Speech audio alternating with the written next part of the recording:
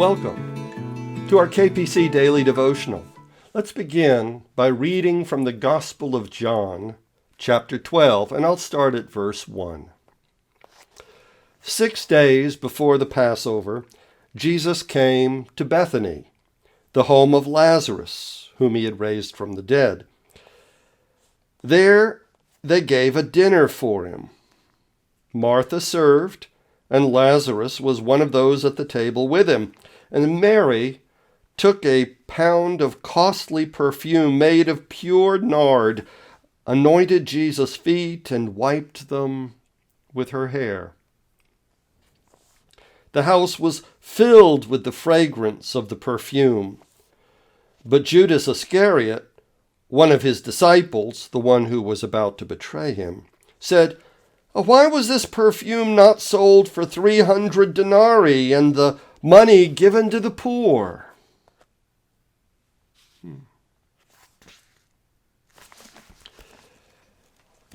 Our devotional is from my forthcoming third collection, The Social World of Fleas, and is entitled, Dakota Takes Your Hand. We had decided to have no more than 6 dogs. Only 6, period. Well, that was a mistake, because no sooner had we made that decision than opportunities pressed upon us. And the most recent dog was Dakota. We were working on the front porch one evening, a couple of weeks after Christmas, and there was a commotion out in the street. Car stopped, car doors opening and slamming, other cars slamming on brakes, trying to dodge something in the road in the darkness. And then, through the open gate and up our front walk, loped this black shadow. Somebody's Christmas puppy who got too big, too fast, and ate, well, way too much for a family on a tight budget. So he ended up with us. Dakota is big and getting bigger. He's topping out, around 115 or 120 pounds. Half again as big as a standard black lab. He's mostly Labrador Retriever, but we think now he's probably at least half Bernese Mountain Dog, which is a little bit like a short-haired St. Bernard. One thing he inherited from his retriever forebears is, he chews on things all the time. Can't help it.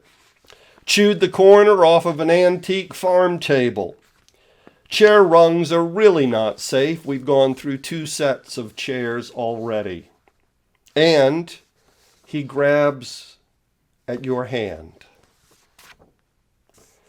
The hand-grabbing thing puzzled us until we learned a little bit more about the Bernese dogs. They're from Switzerland.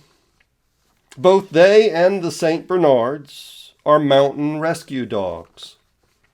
The St. Bernard will instinctively lie down in the snow on top of an injured or stranded traveler to keep them warm with their thick fur until help arrives. But the Bernese will track lost travelers, then instinctively grab their hand and lead them back to safety. When he greets you, Dakota will jump up to lick your face, circle you once or twice, and then with a happy lab grin, he will take your hand to walk beside you. If he had a hand and could walk hand in hand or hand in paw, it would be sweet. But he has no hand. He has teeth. So when he takes your hand, he really almost takes your hand. It's sweet to watch him follow along behind Penny, a much smaller dog gently holding her tail in his mouth. But when he leaps up to take your hand with his teeth, well, it is not sweet. Have you ever tried to do something nice for someone and they react like you poked them with a cattle prod instead? A kind word gets treated like an insult. You mean well, but somehow it comes across all wrong, or they take it badly, or it's misunderstood, whatever. Feelings get hurt. And then it's important to pause and ask yourself, did I just reach out to them with my hand or my teeth? Not that we mean to use our teeth, but maybe you're stressed from work or the kids or worry or whatever. Maybe you got cut off in traffic or you were angered by someone else's thoughtlessness, whatever. And here you want to take someone's hand supportively, but maybe your teeth get in the way. Or maybe they think it was your teeth.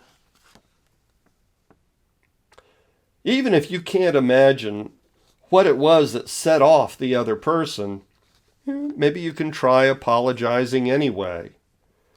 Dakota doesn't understand why he can't carry my hand in his mouth, but he is apologetic when I pull it back, mangled and maybe a little bloody. The important thing is making that connection, even if what I intended as a gesture of caring might not have come across that way. Who knows? Maybe they just had a bad day. I'm trying to teach Dakota a different way. He stands on his back legs, places his front paws on my extended forearm, and he can walk beside me to the kitchen. Well, okay. To him, that's just a game, not a sign of affection. But sometimes we just have to look for alternate ways to show someone we care. I wish you a blessed day ahead. Goodbye.